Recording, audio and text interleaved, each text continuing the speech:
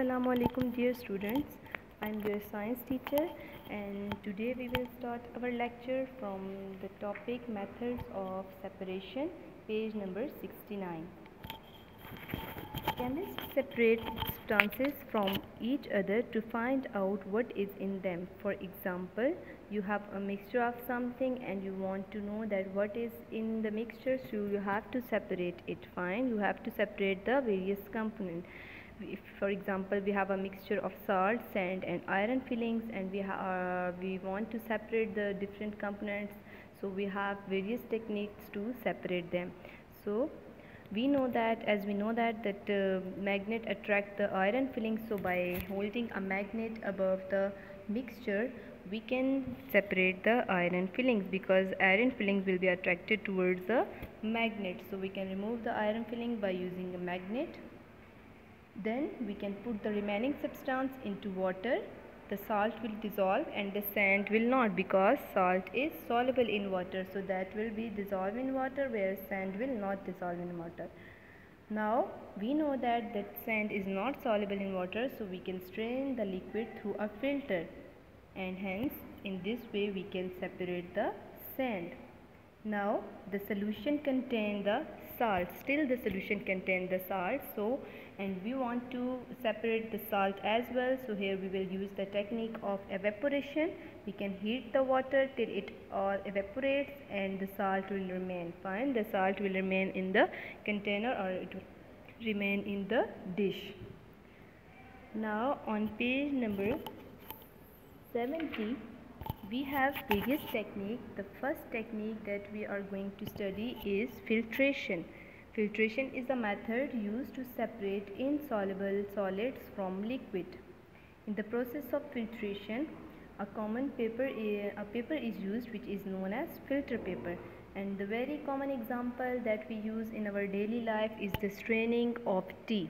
Fine, the straining of the tea is an example of filtration. And the paper that we used in the labs for the process of filtration is known as filter paper, which is circular in shape, and hence we fold it to give a cone like shape like this one. And after that we will place that cone shaped filter paper in the glass funnel, and we will pour the mixture, the solution, in that glass funnel. As the holes of the as the pores of the filter paper are small enough, so they will allow only the solution to pass through them, whereas if we have a sand in the solution, so as we know that the sand particles are large enough, so they cannot pass through the filter paper, so they will retain on the filter paper. So the solid particles which are retained on the filter paper are called solid residue, whereas the clear liquid which is obtained in the beaker by the process of filtration is known as filtrate. The second process that we are going to study is sedimentation and decantation. Sedimentation, this method is also used to separate the insoluble solid particles from the liquid, or it's the separation process in which solids are separated from the liquid. But here we will not use any type of filter like any filter paper or any strainer. We will simply keep the solution undisturbed for some time. Fine, for example, we have a beaker which contains the water containing insoluble impurities. So if we keep that solution undisturbed for some time, so the insoluble impurities will be settled down.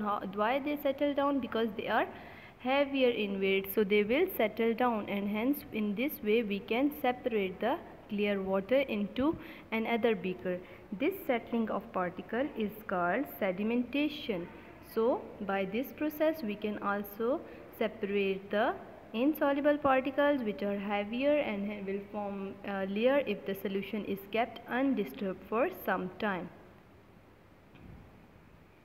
The third technique that we are going to study today is the process of evaporation. Evaporation is a type of vaporization that occurs on the surface of a liquid as it changes into a gaseous phase. For example, when liquid is heated, it begins to evaporate. It changes into gaseous phase. So this process is known as evaporation. If you have a solution of a salt, fine, if you dissolve a salt in water and then you want to separate that salt from the water, so how you will separate it? You will separate it by means of evaporation. Fine, how do we get the salt from seawater? Salt is soluble in water. You cannot use the filtration method to separate the soluble substances from a mixture, because we know that the filtration and sedimentation are the processes which are used to separate the insoluble substances from the liquid. But as we know that the salt is soluble in water, so how we can separate it? We can separate it by means of evaporation. So to remove salt from seawater, you will have to use another method called evaporation. Do you remember that what happens to water when it is boiled? It changes into steam. It evaporates and salt will remain in the container.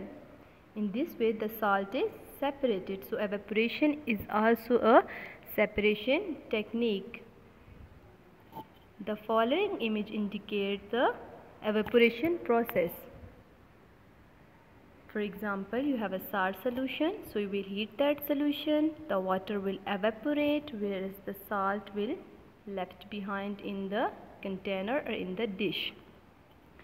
So evaporation is the separation technique which is used to separate the soluble substances from the water, which by the help of evaporation we can separate the soluble substances, whereas the filtration and sedimentation are the processes by which the insoluble solids are separated from the liquid. The fourth and the last method that we are going to study is the magnetic method of separation. As the name indicates, it is used to separate the substances that are attracted towards magnet, like iron fillings or any other metals. Fine. So magnets are used to separate magnetic materials from the non-magnetic materials. In the very first example, we separated the mixture of salt, sand and iron fillings. So how that iron fillings are removed? These iron fillings are removed by means of magnet. We hold the magnet above that mixture and hence by the help of magnet we have removed the iron fillings.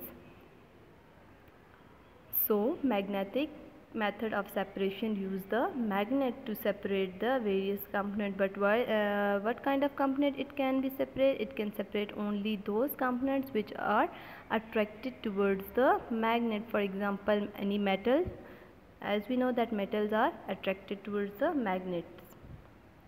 So we have studied the four methods of separation in today's lecture. One was filtration, the second one was sedimentation, the fourth one was evaporation, and the third one was evaporation, and the fourth one was magnetic method of separation.